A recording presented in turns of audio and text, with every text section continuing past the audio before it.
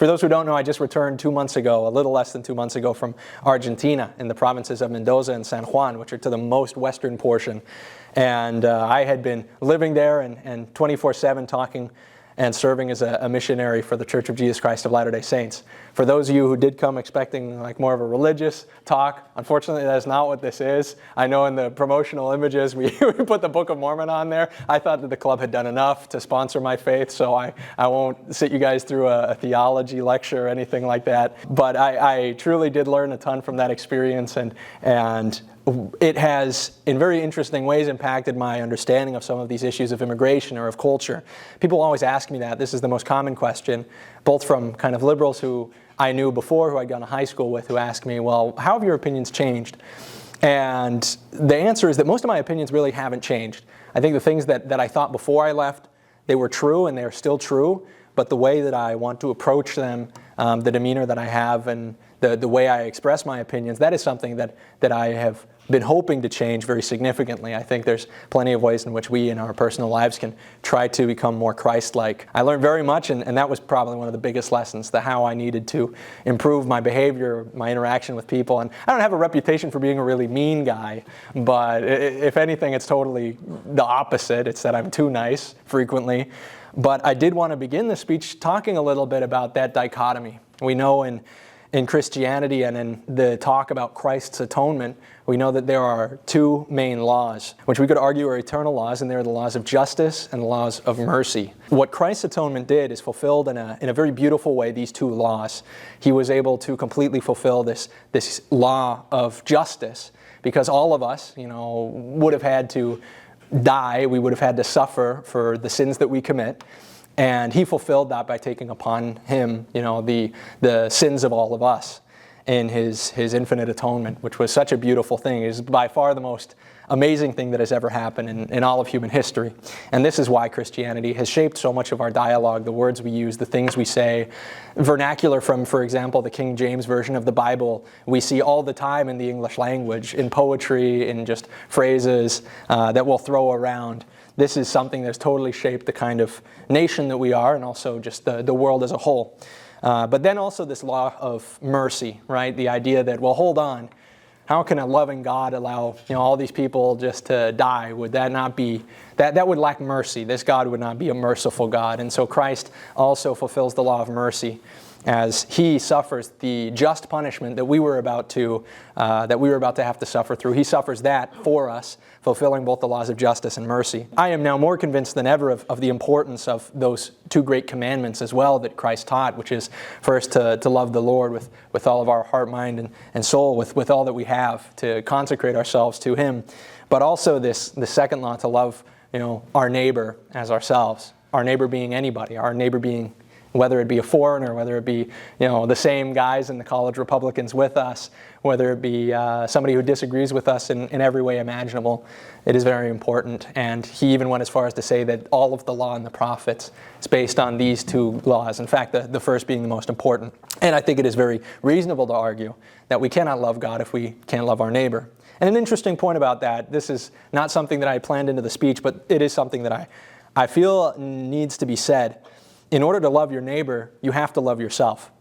One of the most frustrating things in engaging with more left-wing or liberal ideology is that I often see the people who espouse these political opinions don't have a very positive view of themselves. This is something that to me as a young man, when I was about 16, became very attractive about conservative thinking, about the right wing. It's kind of an unapologetic way of looking at the world and our identity and not needing to apologize for who we were. And this is particularly attractive to some people who have been more marginalized or have certainly fallen out of the kind of social conversation in the last few years. In particular, white men. People who were not really fought for and were told that the establishment had been basically playing for their side so long that it was really just their turn to sit down and be quiet. But this idea, this great commandment of loving our neighbors as we love ourselves, doing unto others as we would have done unto us, but even more than that, loving them as we love ourselves, requires us, is implicit there, that we love ourselves first. We have to be able to love ourselves in a positive way, in the things of our nature that are beautiful and that are good, rather than, deriving our value from our sexual orientation or deriving our value from some kind of other socially popular movement or trend. We have to be able to love ourselves for who we are as sons and daughters of God. And I think once we realize that, the whole political conversation becomes a lot more tolerable, and we don't, feel the need to yell as much. And that's what I would like to start out prefacing in this speech. The different thing coming back, as opposed to my mission, being back in politics, the idea of being Christ-like, the idea of being loving your neighbor, loving your enemy even, which is what Christ tells us to do. This is something that becomes incredibly difficult in the world of politics. It's like going from being on the spiritual high, being totally in gear, and feeling like you're just on this runner's high of spirituality, and then going right into Babylon and hitting a wall. That is how it was to me to stop being a missionary, stop talking about Jesus Christ daily, and to jump back into politics, which is so devoid of this kind of compassion and so devoid of Christ. And this is why it is such a good thing that Christ is being brought back into politics. These chants of Christ is King are not subversive, as some in the mainstream Republican right would have us think. Christ is in fact King, and when we say that, we ought to say it with a reverence, with an introspection, understanding all that He did for us, rather than as a political slogan. We need to understand this as an eternal truth. And once we do that, once we allow our religious views, our faith to dictate our politics, we end up in far better areas. What I believe has often been the case is we allow our politics to shape our religion. And that's never the way it should be. It should always be the other way around. Our faith needs to shape our politics. Our politics cannot shape our faith. And that's where you get into the very cherry-picked way of using biblical scripture to justify political positions. And everybody knows that even the devil can use a scripture for his own benefit. It's very important to understand the true meaning, the true ethics that Christ was espousing here. But talking about that and getting into these issues, one of the most frequent things, especially talking about nationalism, for instance, or an issue like immigration, it's very difficult for people who are not, in this small subsect of the Christian right, who are staunchly conservative. It's very difficult for people to understand how somebody could not support mass immigration, and maybe I'm intuition loading this, as some people would say, but it's very difficult for them to understand how not being in favor of migration, legal or illegal, can be a Christian idea. They'll, like I just said, quote scriptures to try to make you think that these things are not compatible. And really this hinges again on these laws of justice and mercy, and you have to analyze them within a context. And while I believe that in our own lives, in our private lives, there is plenty of room for us to be more merciful, and frankly, that is, I think, what is lacking most of the time. I think in politics, if you are always taking the side of mercy over the side of justice, your political movement and, in a larger scale, your nation will not exist for a very long time. And this is something very important to wake up to. As much as we might strive for mercy, a society that bases its treatment of criminals and of ne'er-do-wells on laws and on mercy, or on laws of mercy without considering justice, that society will not exist for long and will quickly be run by the subsect of the population who seek mercy and avoid the justice. And that is something that we see very, very frequently. We see this with the enfranchisement of criminals, which obviously I didn't get the chance to talk about this in the little panel and the table that we had outside, but it is very curious, the push of the Democratic Party to seek the enfranchisement of criminals, of people who have violated the law, knowingly forfeiting their right to vote, and how the Democratic Party seeks to once again establish that right to vote. And I think it's naive to believe that they don't know exactly how that population would be voting in the case that they did receive the votes. And we can track that pretty well based off of those demographics.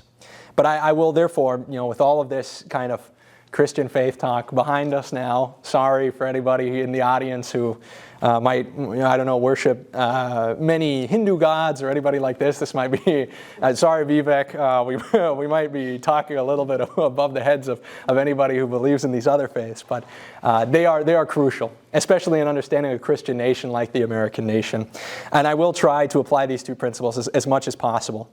Like I said, there's an incredible amount of room for mercy in our own lives, and it's something that we ought to strive for more. And if there's one message, and I said this at Notre Dame as well when I was there, if there's one message you guys can take away from tonight, it is absolutely to not seek to be justified, but seek to be Christ-like. I think that is the biggest thing that we can take away from this. But now, getting back into the politics of everything, getting into the fun and divisive stuff, it's also important to realize how our nation cannot simply continue existing.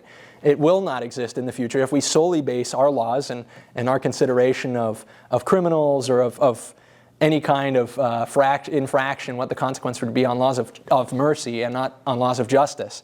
It is laws of justice that allow us to live in a society that is coherent, that has high social trust, that has pro-social behavior. And if there is a society that believes more and treats exclusively these cases with laws of mercy instead of with laws of justice, that society, like I said before, that nation, that people won't exist for very long. And the natural consequences of that kind of thinking and of that kind of liberalism are perhaps best seen here in California, where there seems to be a total disregard for some of these laws of justice. And it is very difficult. None of these political issues are, very thrilling. Frankly, I'm not very happy when I hear of families who are broken up. But it is exactly these laws of mercy that cause the context that require us to make difficult decisions regarding deportation, for instance. It is not feasible to not actually enforce our border policy. It is not feasible to not take a hardline stance and enforce that stance on immigration. It's not feasible. A country will cease to exist, or it will be completely changed from what it originally was, unless we actually enforce the laws that we have. And if not, why have them? But with the kind of liberalism that we have seen thus far, we've created a ton of terrible situations which frankly aren't any fun at all. I am not at all gleeful that there are families that are being separated because we allowed in our Constitution or in our interpretation thereof for a birthright citizenship. I would argue that that's been very misunderstood and that there's a pretty good argument as to the re-understanding and reinterpretation of birthright citizenship to not apply to somebody who simply comes here to place, as it is called in the media, an anchor baby. But frankly, it is this kind of liberal interpretation of what a nation is that got us into this place. And so when somebody who is left-wing will argue against somebody who is right-wing against deportations, remember exactly who caused this problem to begin with. It was a merciful idea of what a nation should be. And if we continue down that path, we will only greatly increase the suffering felt by families and by communities that left-wing people are trying to protect. Frankly, we ought to avoid the issue entirely and ought to be much stricter about the kind of immigration that occurs. And this requires often a kind of exact justice for a specific and often a long period of time, thus establishing a trend, establishing a norm that allows people to better understand that we will be enforcing our laws. When we tell people, or when we show them that we won't be, that we will be exercising plenty of exceptions, when we try to show them that our laws of justice are truly, in most cases, overruled by laws of mercy, we trick them in to oftentimes a much worse outcome, and that does nobody any good. It doesn't do this nation any good, and it doesn't do the people who come here and then have to suffer through those very, very straining consequences. It doesn't do them any good either. On that point, one of the many things, and going back to the beginning, that I learned on my mission was Spanish. And I believe I've spoken more Spanish on this trip than I've spoken English. I started a little kind of, I don't know what you would call it, a quest or a challenge when I got here to LA. I wanted to see how far I could make it in LA from the terminal and the airport all the way here. I wondered how far I could make it just speaking Spanish. And from getting my rental car to asking for directions to getting my way over to my Airbnb, I didn't talk with the host in Spanish. That was one thing that I missed out on.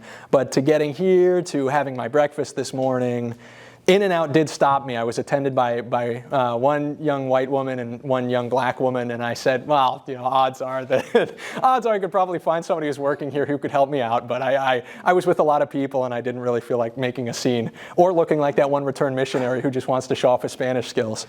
But I certainly was very interested to see how it is so possible for somebody who has not even gone through the process or the difficulty of learning the English language, how it is totally possible for them to exist in one of the most major cities in this country. And that's a question we have to ask ourselves. Is this the precedent we want to set? Is it a good thing to start telling people and to start showing them, by the way that we structure our societies and our communities, that it is no longer necessary to learn English to live in the United States of America? it is not a good precedent, in my opinion. And I think it will totally begin to change the kind of nation that this nation is. And it will start to create these splinter communities the way that it already has here in LA, where you can go to populations and communities of Korean immigrants or Chinese immigrants or Hispanic immigrants. You can go to these communities and you can find plenty of people, up to 50% sometimes, especially in the older generations, who have never felt the need to learn English. And sometimes they do, but it's a broken English, and there's certainly not a need or a feeling of theirs that they're doing anything wrong. In fact, you're in their territory. You are in the Chinatown. They are not in the United States, where the English language seems to be the one that we ought to be speaking. In fact, when we look at the history of English as a language, as a national language, right, in the United States, although it is true that the United States didn't really declare English as its official languages, the colonies certainly did. In fact, one of them declared it as French. No clue what they were doing. And look how far the French have gone. I just heard that their government collapsed. That was one of the things I heard about while I was on my mission. But when we look at the actual history of the English language, we even see something which, to me, while researching this, was one of the most fun things ever. We see that sometimes we were able to push this envelope as far as, in Illinois, recognizing American as the official language of the state, which I think is amazing. Only happened until 1969, unfortunately, but I would be in favor of seeing American as the national language once again, or at least of the state language in many of these states.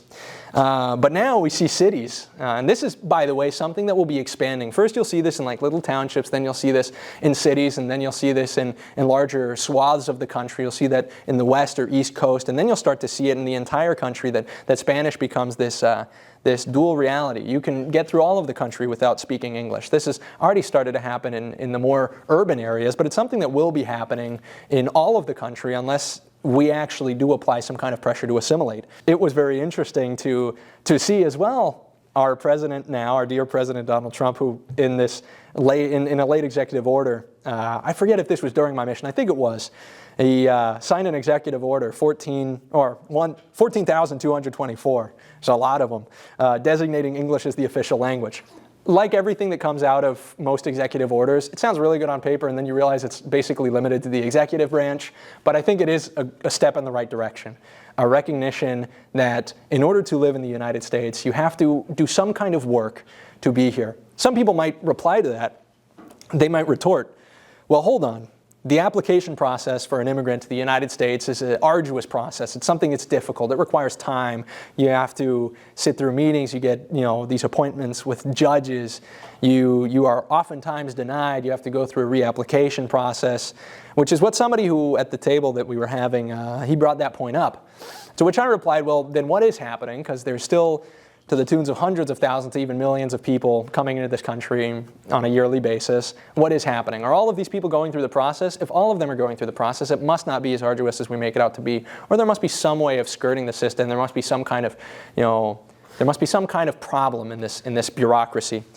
But on the second hand, if it is such an arduous process to apply to become a United States citizen, if that is such an important thing for this person to become a United States citizen, and if we are to believe that it is more than just economic opportunity to them, then why is asking somebody to develop English fluency out of the question? Why is that itself, why is the idea of wanting people to speak English something that is seen as racist? And why do we need to trick ourselves into believing that a society that can't do something as simple as communicate one with another, why are we told that that is a socially cohesive society? Why are we told that is just as legitimately understanding and compassionate of a society as one in which all the people can communicate? And we have to understand that communication is the basis for everything that we do. Without an ability to communicate, we are absolutely incapable of coming to any kind of compromise on any issue that is important, or understanding each other in any true and deep way. Communication is absolutely important. And languages also have within them a character. Speaking about that, talking about the character of these people who are coming in, they are not just, as many people on the Republican and Democratic parties would like to make them out to be, they are not just economic units. And frankly, this is where, I'm gonna play the social justice warrior for a minute. I think this is very awful. This is very mean of our two establishment parties to talk about immigrants in a way that reduces them to either electoral potential in order to, ensure the future of the Democratic Party on one hand, or just economic units good for the GDP, as the Republicans often like to put it. The idea of what an immigrant is, of who an immigrant is totally reduced to, well, how much money can they make us, or which way are they going to vote? I think this is very evil. But it is also evil in the sense that it totally removes these people from the effect that they will also have culturally. What is the big difference between an illegal immigrant and a legal immigrant? It was the way they immigrated. But once the person gets inside the country, would the majority of Republicans have any issue with it? No. Well, that seems a little bit silly. Or we're making all of this huge, big fuss about what? About the way that they crossed the border that has been drawn? There's more to it than that. And I think most right-wing people understand that. They understand that there are societies and cultures that are totally incompatible with other societies and cultures. In states like California and Arizona, we see that these people who are migrating in large numbers. I say these people, that sounds almost very demeaning. The mostly Hispanic immigrants who are coming to the United States do not just carry with them the language that we had talked about, but they also carry with them customs and traditions and social habits and holidays, the majority of which are fine. These are not things that outright are awful. It's not as if, Cinco de Mayo and it's not as if celebrations of cultural identity are a bad thing. It's not even to say that these cultures are bad or negative.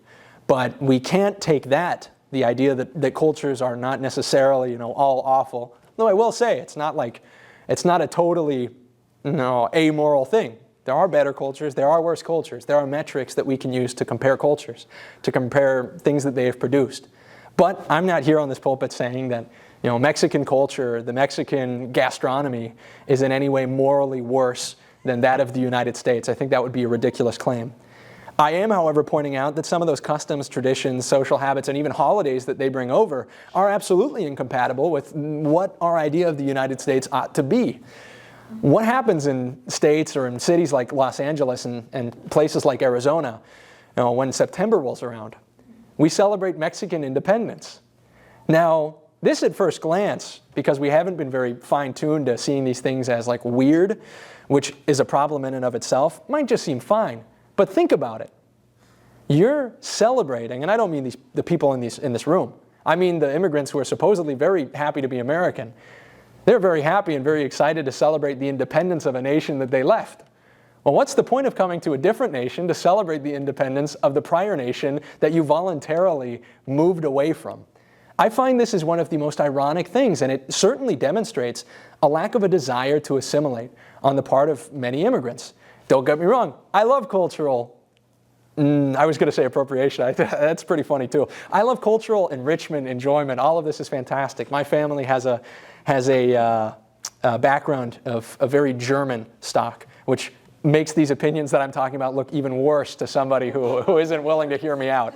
So and it was that way in Argentina too. When I was in Argentina, I'm going to go off on a tangent a little bit here because this was hilarious.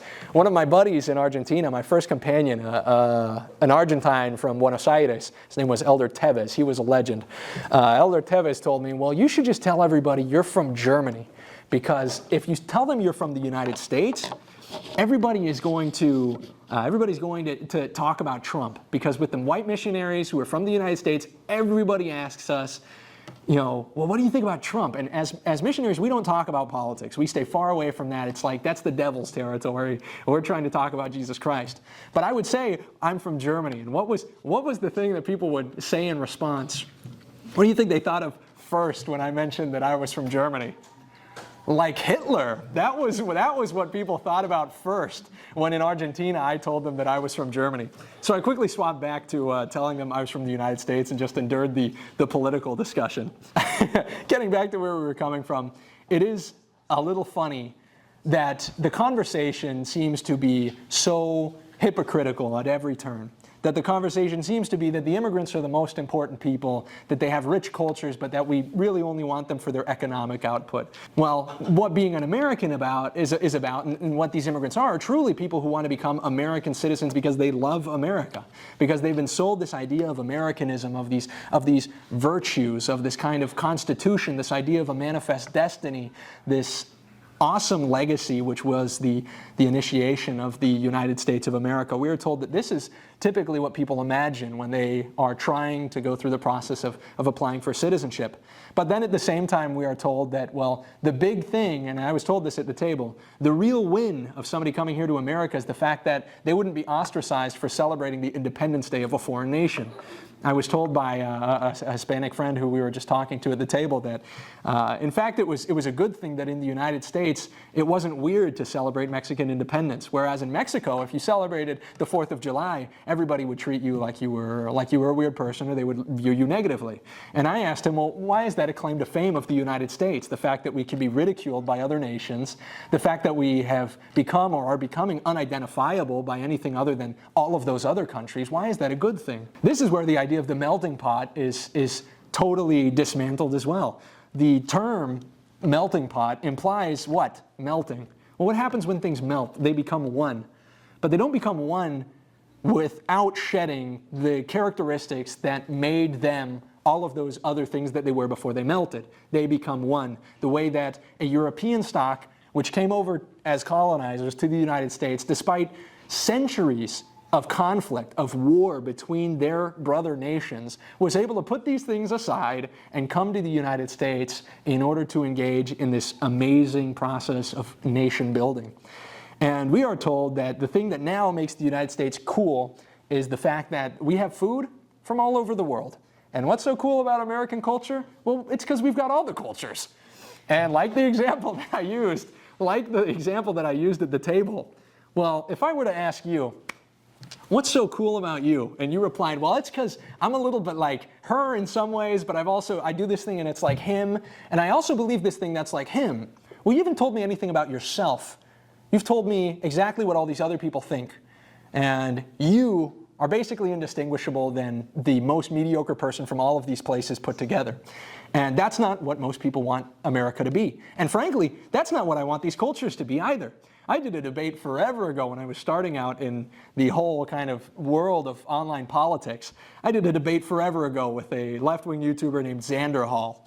And he clowned on me, and it was so frustrating because I told him from the very beginning, I said, I don't want to make this debate all about food because I think culture is more than that. What did it turn into? We just talked about food. We talked about sushi. And he said, well, I actually really like the fact that there's such a thing as a sushi burrito. And I said, well, I think that's kind of like a spit in the face to the Japanese. I think that's kind of like a less legitimate version of what they have, and not ever something that we ought to be proud of. And it's like saying, we're proud of America because of McDonald's. It's like, people shouldn't be proud of that. In a sense, this is real nice, but if you get down to what it is, at the end of the day, what is it? It's consumerism. We are once again reducing everything to economics. And the attempt to do that will have, by the way, very drastic consequences on the average, U.S.-born worker who is trying to get into the workforce. One of the most common lies that we are told, which is never substantiated, is that there's just so many jobs that Americans don't want to do. And sometimes we're even told by some major politicians in the Republican Party who may or may not be running for the governor of Ohio now, we're told by them that the Americans are just too stupid and lazy to do the jobs. And you have to find people in other countries who will do the jobs because they're just more talented, more bright, and more driven. And they weren't the jocks in high school, they were in the math club and the STEM team. And this is a total lie. This is unsubstantiated and absolutely spits in the face of the American worker, who, coming from a place of a higher standard of living, is going to expect more from an employer. But what does it do? It kneecaps them. It totally takes them out.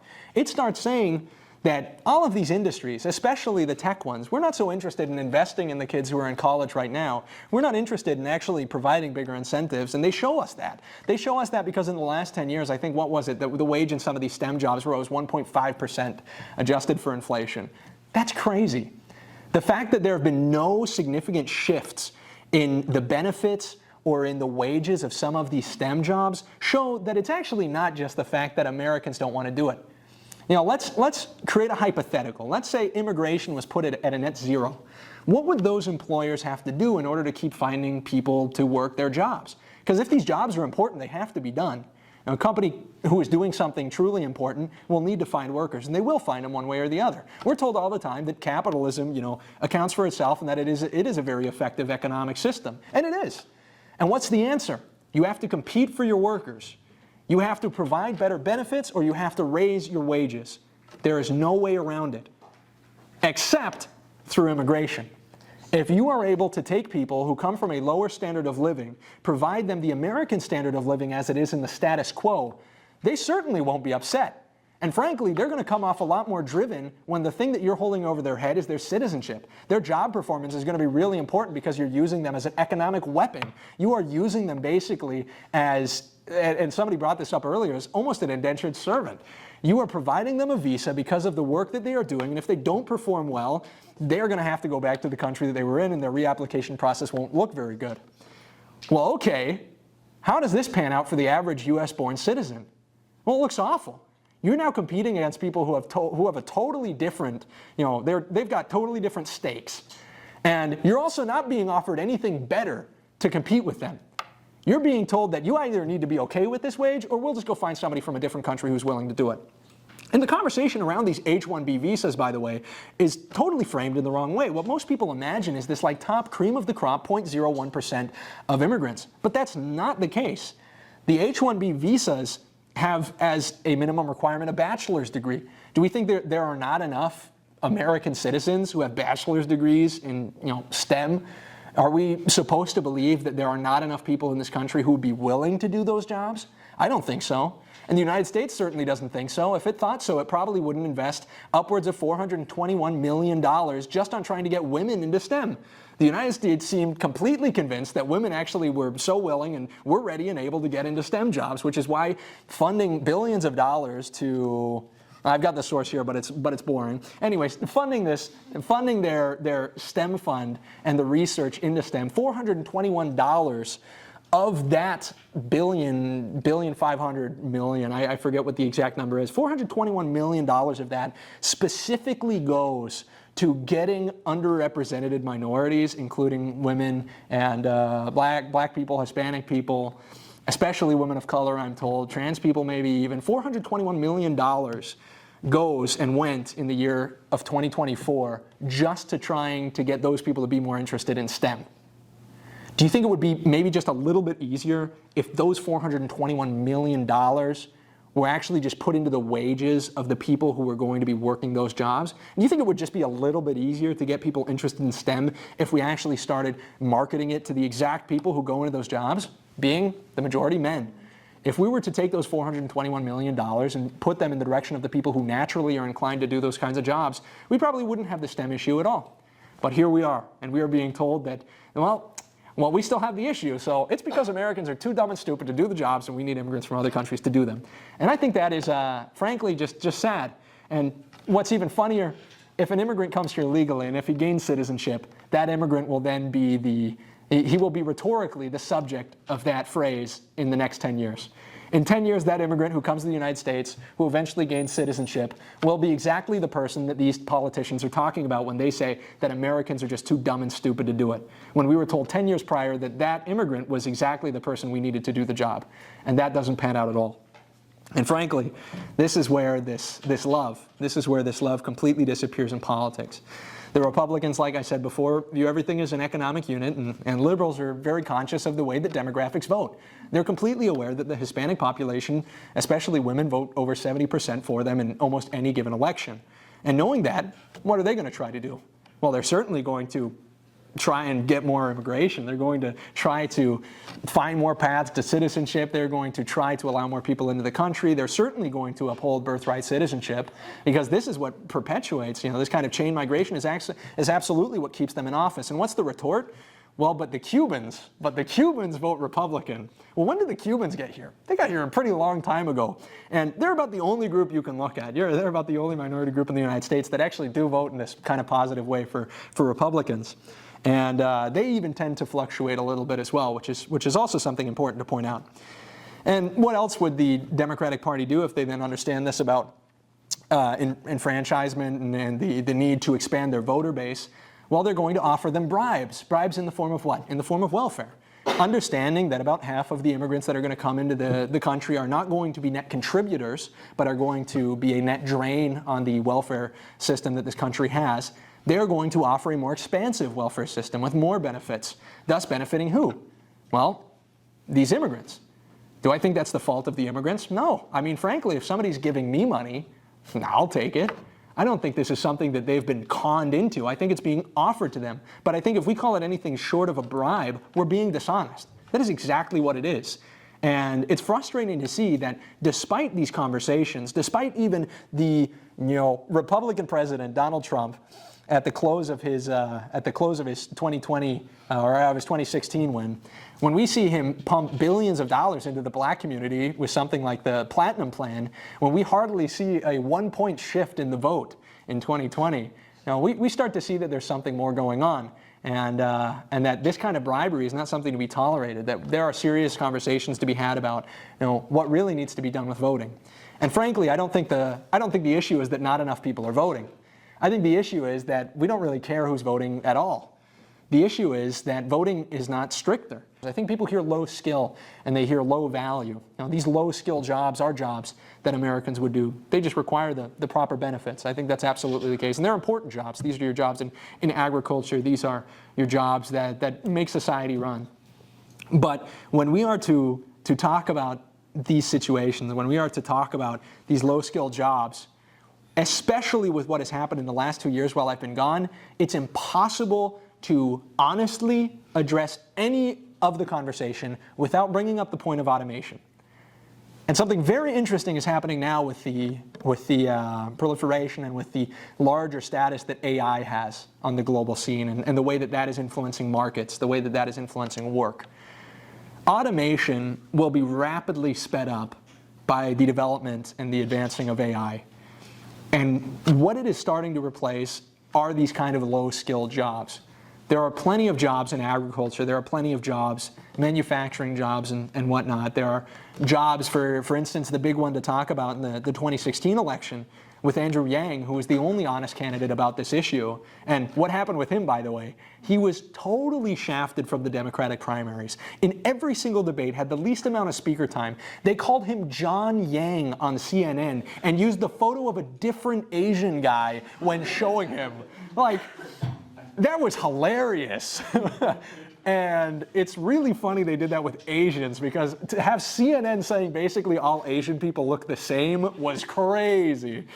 But the one candidate who's honest about this issue, what happens? He's totally cut out of the debates so that we could hear more from Joe Biden, Kamala Harris, and Amy Klobuchar. I'm really glad we got to hear Cory Booker yap for all of the Democratic primaries in 2016.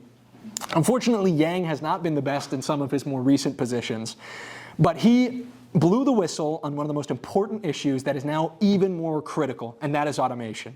And automation now is not just coming for low-skill low-skill labor, but it is also coming for white-collar type labor. It is very interesting, and to me it is a sweet irony that the same people who have been pushing so hard for immigration are now going to have some of their jobs in STEM replaced by automation. Frankly, I'm not happy about it. I say that tongue-in-cheek. I don't think anybody being laid off or losing their job because of automation is a good thing. But it is very funny to see the irony of it, that the people who have told us that we need to import more people are the same people who are going to be displaced by AI. And the question is, what then is the point of bringing in hundreds of thousands of immigrants to do jobs that we can see will be automated away in the next 10 years? And what will the effects be? Think for one moment, what will the effects be of having hundreds of thousands of people in this country who are unable to enter the workforce because the jobs that they would typically be doing have been automated away? This is the kind of future that we are looking at, and it's a future like the one of LA. It is a future of vast homelessness.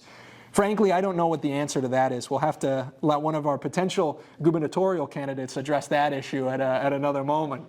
But it is absolutely disheartening to see that the conversation around automation has seemingly disappeared. And frankly, when those first few balls start to drop, when this first kind of wave of automation occurs and these white-collar jobs begin to disappear, I think very quickly people will wake up to the drastic reality of the situation. And unfortunately, every single time a new batch of 100,000 or so immigrants comes into this country, those 100,000 or so immigrants will likely find themselves in the same situation that so many good people who had good lives and who are on the right track find themselves now in California, which is out on the street, out with a shopping cart, with nothing more than that to call a home. And I think that is very unfortunate. It is dishonest of our politicians to avoid this issue, and it is criminal for our politicians to front as if legal immigration has no consequence. It is the illegality of the border crossing that makes this a negative thing, totally denying any social, political, or economic effect. But I am not just here to be a Debbie Downer. Like I said as well at Notre Dame, many of these issues, as drastic and as bad as they may seem, are remedied by the fact that we know that Christ has already defeated the number one enemy, which is death. And it is very comforting to know that nothing really can ever get too bad, that there is never a way of losing eternally because the fight has already been won. But it is absolutely the case that a push for more purely mercy-driven politics will make us the ones at the end of the day begging for mercy from those who we have provided it to for so long. Thank you very much.